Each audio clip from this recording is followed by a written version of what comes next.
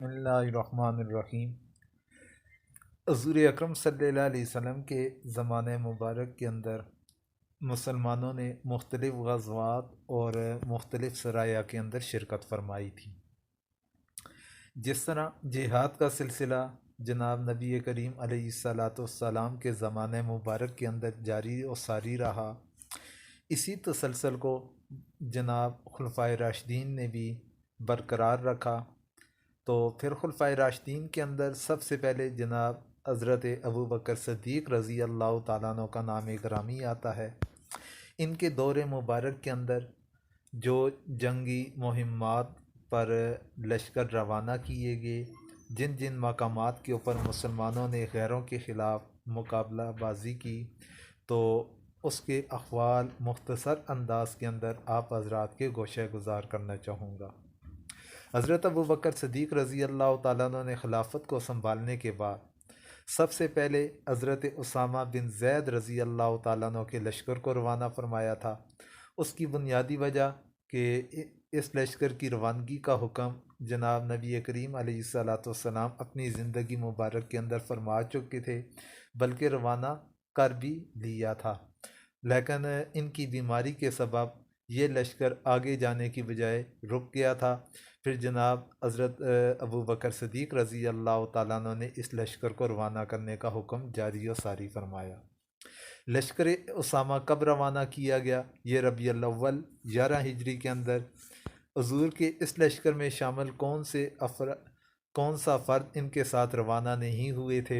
हज़रत उमर फ़ारूक रज़ी अल्लाह ताला अन्हु, क्योंकि हज़रत अबू बकर सिद्दीक़ रज़ी अल्लाह ताला अन्हु ने इनके लिए इजाज़त तलब फरमाई हज़रत उसामा से कि इन्हें मेरे पास मामन के तौर पर, मामन खुसूसी के तौर पर रहने की आप इजाज़त दे दीजिए। तो उन्होंने इजाज़त अता फरमा दी। हज़रत उमर रज़ी अल्लाह ताला अन्हु किस वजह से नहीं गए? हज़रत अबू बकर सिद्दीक़ रज़ी अल्लाह ताला अन्हु का साथ देने के लिए मदीना में रोक दिया गया। किस जगह की तरफ ये लश्कर रवाना किया गया था? बलका की तरफ ये रवाना किया गया था।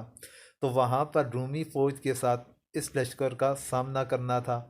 तो कितने दिन के बाद मदीना वापसी हुई थी इस लश्कर की? ये 40 दिन के बाद मदीना के अंदर इस लश्कर की वापसी हुई।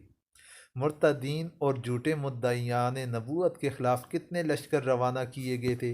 11 लश्कर रवाना किए गए थे। इनकी तफसील हज़रत खालिद बिन वलीद रज़ी अल्लाह ताला अन्हु को इनको बुज़ाजा की तरफ भेजा गया, जहाँ तलहा बिन खवैलद असदी मौजूद था। फिर वो बताह गए, जहाँ मालिक बिन नवैरा की सरकूबी मकसूद थी। फिर यमामा तशरीफ़ ले गए, जहाँ मुसैलमा कज़्ज़ाब का मरकज़ था। इकरमा बिन अबी जहल पहले यमामा की तरफ मुसैलमा कज़्ज़ाब के मुकाबले के लिए गए थे। इनको एहतियातन भेजा गया था ताकि यमामा में बड़ी जंग के लिए तैयारी की जा सके। असल मरका हज़रत खालिद बिन वलीद रज़ी अल्लाह ताला अन्हु के ज़िम्मे था। इकरमा के साथ 2000 जंगजू थे। फिर यमामा की तरफ गए, जहाँ ज़ुत्ताज लकीत बिन मालिक अज़दी की सरकूबी मकसूद थी। हज़रत अमर बिन आस रज़ी अल्लाह ताला अन्हु ये तबूक और दूमतुल जुंदल गए, जहाँ कुज़ा, वदिया और हारिस के कबाइल थे। हज़रत शुरजैल बिन हसना रज़ी अल्लाह ताला अन्हु ये इकरमा के बाद एहतियातन यमामा भेजे गए ताकि मुसलमा कज़्ज़ाब से फ़ैसला कुन लड़ाई लड़ी जा सके। फिर वो खिज़र मौत चले गए थे। हज़रत खालिद बिन सईद रज़ी अल्लाह ताला अन्हु इन्हें शामी सरहद पर हमकतीन की तरफ भेजा गया था।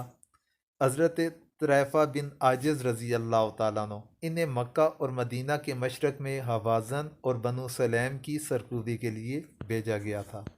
हज़रत अला बिन खज़रमी रज़ी अल्लाह ताला अन्हु इन्हें बहरैन की तरफ भेजा गया, जहाँ मगरूर मुंज़र बिन नोमान बिन मुंज़र की सरकूबी मकसूद थी।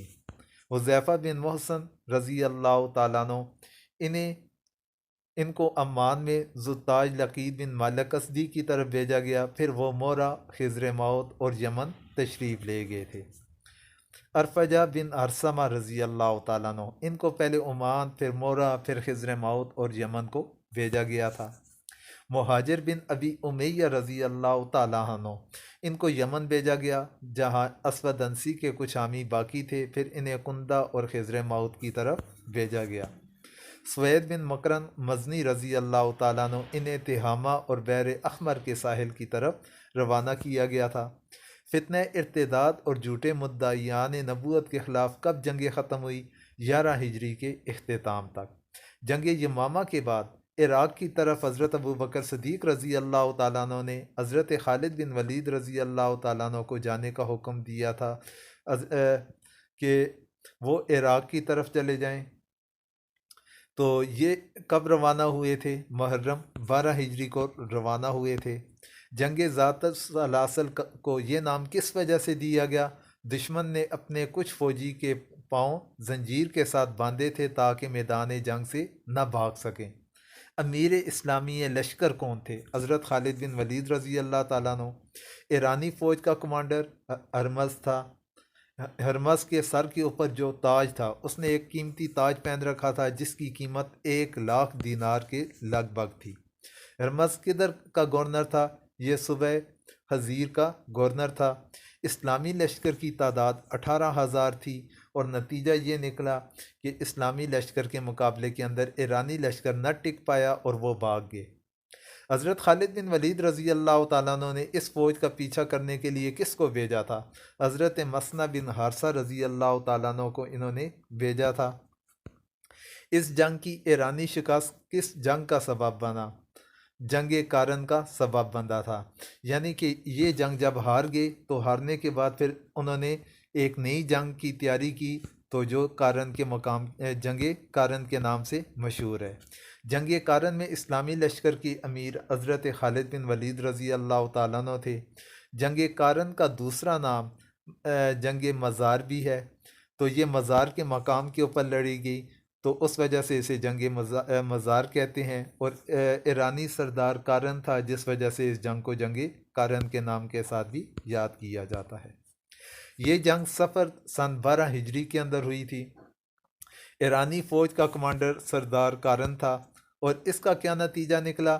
3 सरदार अपने 30,000 साथियों समेत ईरानी ये कत्ल हुए थे और इनके कई फ़ौजी भागते हुए दरिया के अंदर डूब कर मार गए और कई गिरफ्तार भी हो गए थे।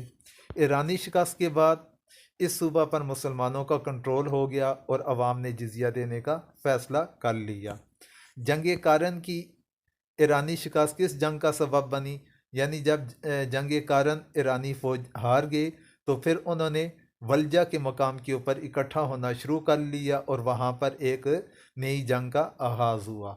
जंग दलजा किस मकाम पर हुई? ये दलजा के मकाम पर हुई थी। जंग दलजा ये भी सफ़र 12 हिजरी के अंदर हुई। ईरानी कमांडर अज़दगर था और इसका नतीजा ये निकला कि ईरान के लश्कर को शिकस्त हो गई थी। जंग दलजा के बाद फिर जंग लैस हुई। जंग लैस में ईरानी कमांडर मालिक बिन कैस था और इस जंग का आगाज़ कैसे हुआ कि हज़रत खालिद बिन वलीद रज़ी अल्लाह तआला अन्हु ने ख़ुद मुबारज़त तलब फरमाई थी। इनके मुबारज़त तलब करने के ऊपर मद्दे मुकाबल ईरानी जो कमांडर मालिक बिन कैस था वो मैदान के अंदर आया। तो जब ईरानी कमांडर हज़रत खालिद बिन वलीद रज़ी अल्लाह तआला अन्हु के मुकाबले के अंदर न टिक सका, कत्ल हो गया, तो फिर खुले आम जंग हुई और उस जंग के नतीजे के अंदर 70,000 ईरानी कत्ल हुए और उन्होंने शिकस्त खा ली। इनके 3 सरदारों के क्या नाम थे? इनके 3 सरदार कारन था, अनोशजान था और कुबात था, जो इस जंग के अंदर शरीक थे। फिर उसके बाद जंग खीरा हुई थी। जंग खीरा ये रबीउल अव्वल सन 12 हिजरी के अंदर हुई। मुसलमानों के कमांडर हज़रत खालिद बिन वलीद रज़ी अल्लाह तआला अन्हु थे और मासरा इन्होंने किया था। तो मासरे के दौरान कौन सा सरदार हज़रत खालिद बिन वलीद रज़ी अल्लाह तआला अन्हु के पास आया? अमर इब्ने अब्दुल मसीह, ये इनका एक सरदार था। दौरान मासरा हज़रत खालिद बिन वलीद रज़ी अल्लाह तआला अन्हु के पास आया। हज़रत खालिद बिन वलीद रज़ी अल्लाह तआला अन्हु को इसने ज़हर की शीशी दी थी और इन्होंने खीरा की जंग के अंदर उस ज़हर की शीशी को पी लिया और कहा था कि नुकसान देने वाली ज़ात अल्लाह ताला की है, इस ज़हर के अंदर कोई भी मौत नहीं। तो अल्लाह तबारक व ताला को मौत इनकी मकसूद न थी, तो ज़हर की शीशी पी ली, इन्हें कुछ भी ना हुआ। और वो ज़हर किसके पास था? अमर इब्न अब्दुल मसीह के पास था। जब नबी करीम अलैहिस्सलाम ने हीरा की फ़तह की पेशन गोई की, तो किसने इनसे इस वक्त अमर इब्न अब्दुल मसीह की बेटी को मांगा था? हज़रत शुवैर रज़ी अल्लाह ताला अन्हु ने हुज़ूर से दरख्वास्त की थी कि इसकी बेटी का निकाह में उसके साथ निकाह करना चाहूँगा, तो इसलिए आप मुझे इस बात की इजाज़त दे दें। जब हीरा पर कब्ज़ा हो गया तो हज़रत खालिद बिन वलीद रज़ी अल्लाह ताला अन्हु ने इसकी बेटी इसके मुतालबे पर किसको दी थी? हज़रत शुवैर रज़ी अल्लाह ताला अन्हु को अनायत फरमाई थी। नतीजा इस जंग का क्या निकला? थोड़े से नुकसान के बाद सुलह हुई और मुसलमानों ने हीरा पर कब्ज़ा कर लिया। जंग अंबार, इसका दूसरा नाम जंग ज़ातुल उयून भी है। इस जंग को जंग ज़ातुल उयून क्यों कहा जाता है? कि मुखालिफ फ़ौज के 1000 अफराद की आंखें तीर लगने से ज़ख्मी हो गई थी, तो उस वजह से इस जंग को ज़ातुल उयून के नाम के साथ पुकारा जाता है। ईरानी फ़ौज के का कमांडर शहरज़ाद था। दुश्मन की हिकमत अमली कि इन्होंने खंदक खोद रखी थी। गालिबन ग़ज़वा खंदक के बाद ये मुसलमानों की गैरों के साथ पहली जंग थी कि जिसके अंदर गैरों ने यानी कुफ़ार ने मुसलमानों के ख़िलाफ़ खंदक को खोदा था, और ये जंग अंबार यानी ज़ातुल उयून का वाक़या बनता है। मुसलमान कमांडर हज़रत खालिद बिन वलीद रज़ी अल्लाह ताला अन्हु थे। हज़रत खालिद बिन वलीद रज़ी अल्लाह ताला अन्हु की हिकमत अमली ये थी कि तीरंदाजी करवा के इनकी आँखों को ज़ख्मी करवा दिया, क्योंकि खंदक के दूसरे पार वो थे तो खंदक को पार कर ना पा रहे थे, तो इस वजह से इन्होंने अपने फ़ौजियों को आर्डर जारी किया कि उनकी आँखों को ज़ख्मी करें तीरों के साथ। तो फिर उसके बाद क्या अमल हुआ किया इन्होंने कि ऊँटों को ज़बह करके खंदक में डाल दिए और खंदक पार कर ली। यानी कि खंदक के अंदर ऊँटों को ज़बह कर करके डालते रहे ताकि इन ऊँटों से गुज़र के हम खंदक को पार कर लें।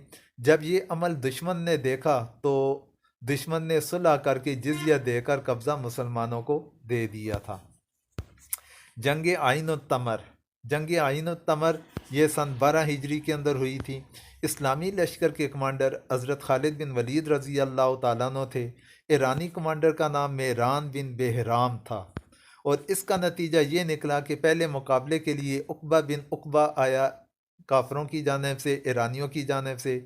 इसने अपने सरदार जो मेहरान बिन बेहराम था, तो उक़बा बिन उक़बा ये असल में अरबियों नस्ल था, इसने उससे कहा कि अरबियों को अरबी सही तरीके से निमट लेंगे, तो इसलिए आप मुझे हज़रत खालिद बिन वलीद के मुकाबले के अंदर छोड़िए, मुसलमानों के ख़िलाफ़ छोड़िए, मैं इनका मुकाबला करूँगा।